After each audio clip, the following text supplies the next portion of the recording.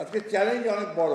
আমি শিক্ষার্থীদের উদ্দেশ্যে বলছি, এই চ্যালেঞ্জটা হচ্ছে যে বাংলাদেশের জন্য আরও বেশি, যে আমরা দীর্ঘ 15 বছর, লাস্ট 15 ইয়ার্স আমাদের ইকোনমিটা একদম র্যাভিশ, ধ্বংসপ্রাপ্ত হয়েছে, একেবারে ভেঙে দিয়েছে, চুরমার করে দিয়েছে। এখন এটাকে নতুন করে গড়ে তোলার খুব বড় চ্যালেঞ্জের। এবং আজকে যারা শিক্ষার্থী তাদের সামনে ভবিষ্যৎটাও খুব বড় চ্যালেঞ্জের, কারণ এখানে চতুর্দিকে একটা অনিয়ম, চতুর্দিকে একটা অস্থিতিশীলতা, সবগুলো ইনস্টিটিউশনকে ভেঙে ফেলা হয়েছে, এগুলোকে আবার রিবিল্ড করতে হচ্ছে। রিবিল্ড করার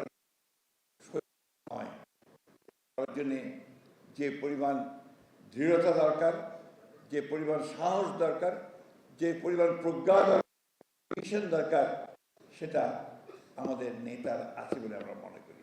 আমাদের তারেক রহমান সাহেবের সেই ভিশন আছে, এবং যেই জন্যই তিনি প্রথমে বিদেশ থেকে যখন নির্বাসনের পরে ফিরে আসলেন, এসে কিন্তু তিনি নেমেই একটা কথা বলেছেন, যে কথাটা হচ্ছে কি, আই হ্যাভ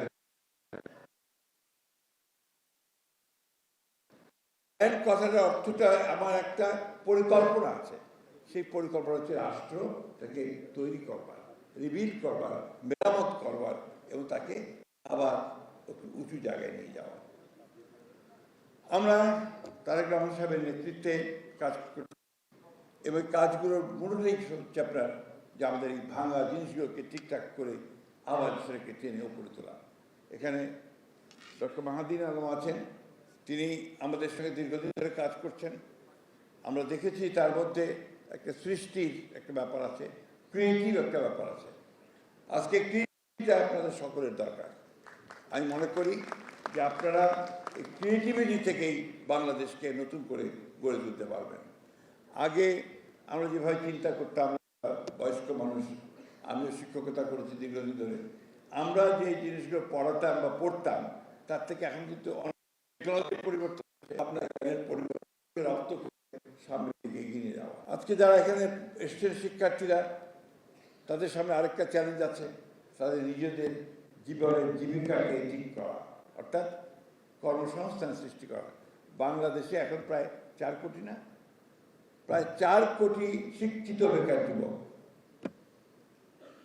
একটা পদের জন্যে, বরঞ্চ গ্র্যাজুয়েশনের জন্য ধরেন একটা দরকার, একটা পদের জন্য সেখানে প্রায় 5 লাখ 6 লাখ একটা পদের জন্য আসে।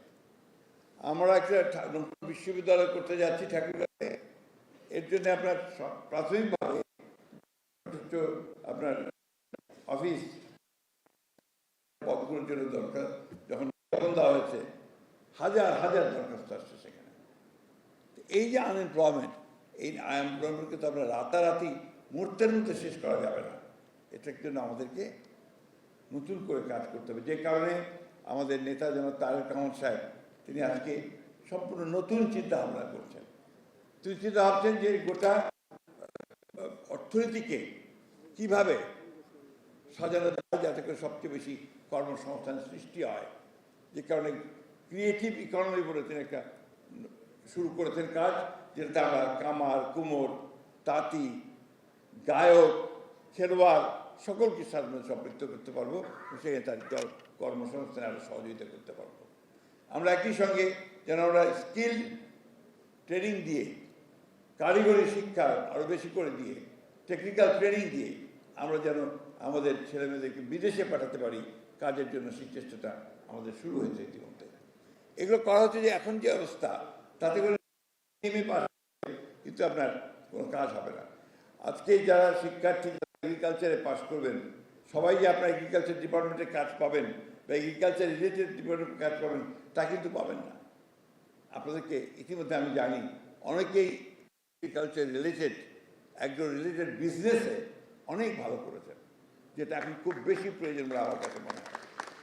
আমি আপনার অ্যাগ্রো বেসড যে সমস্ত ইন্ডাস্ট্রি, এগুলোর দিকে আপনার যোগ দেওয়া হয়েছে, এবং ইতিমধ্যেই উত্তরাঞ্চলকে এবং দক্ষিণাঞ্চলকে ঘোষণা করা হয়েছে এটাকে এগ্রিকালচার হাব তৈরি করা হবে, অর্থাৎ সেখানে ইন্ডাস্ট্রিগুলোকে তৈরি করা হবে। আমি এই কথাগুলো এই জন্য বলছি আপনাদের যে এগুলো সম্পর্কে আমাদের ধারণা নিতে হবে। মাত্র 5 মাস হয়েছে এই সরকারের, ইতিমধ্যেই বিভিন্ন রকম কথাবার্তা সমস্যা হচ্ছে, এগুলো থাকবে। রাজনীতি মানেই তো আপনার কথা হবে। আর বাংলাদেশের আমরা আমাদের চারিত্রিক বৈশিষ্ট্যতে অনেক অনেক বেশি কথা বলি, ওইগুলোর থেকে নিয়েই এই সামনের দিকে এগিয়ে যাওয়াটা কঠিন কাজ নয়।